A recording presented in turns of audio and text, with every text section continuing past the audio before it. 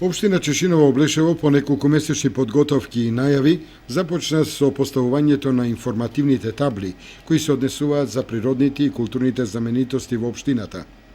Информативните табли со знаките ќе бидат поставени на јавни површини во непосредна близина на локалитетите за кои се и наменети, без при тоа да се наруши основната намена на просторот и безбедноста на сообраќајот.